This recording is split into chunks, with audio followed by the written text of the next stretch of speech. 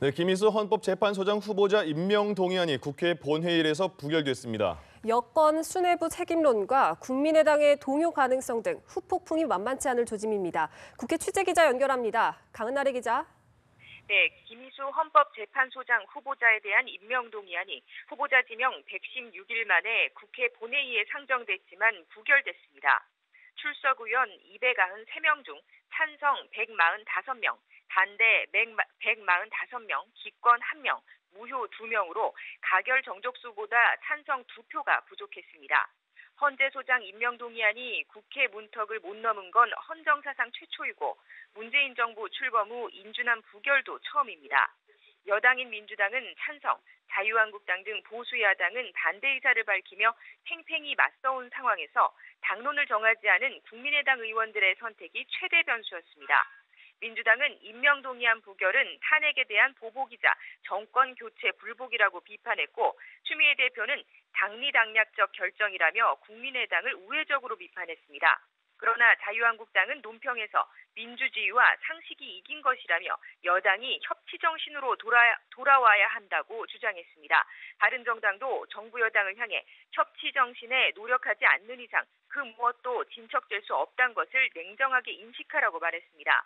국민의당 역시 헌재의 엄정한 독립을 바라는 국민의 목소리라면서 남 탓하기에 앞서서 자기 당 내부를 먼저 돌아보라고 꼬집었고 정의당도 정부 여당이 야당을 더 적극적으로 설득하지 못했고 기본적인 전략 부재가 완전히 드러났다며 민주당을 비판했습니다.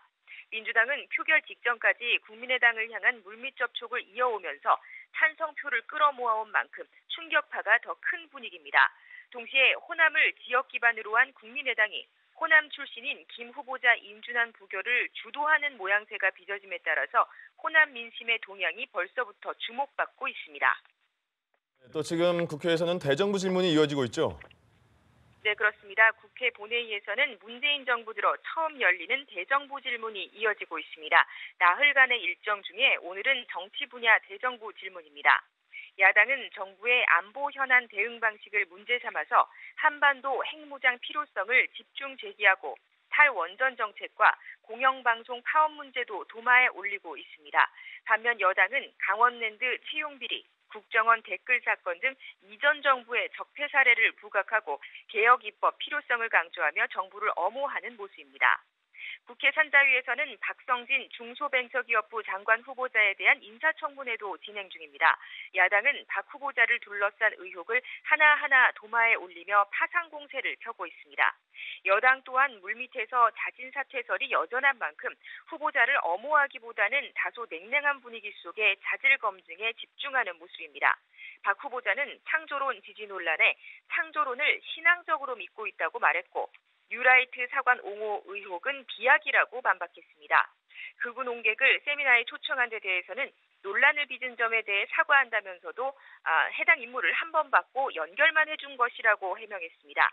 또 박태준 전 포항제철 회장에 대해서는 존경하지만 박정희 전 대통령에 대해선 똑같은 생각을 하고 있지 않다고 선을 그었습니다. 부동산 다운계약서 탈세 의혹은 인정했지만 논문 중복 게재 등 나머지 의혹에 대해서는 조목조목 반박하는 모습도 보였습니다. 지금까지 국회에서 전해드렸습니다.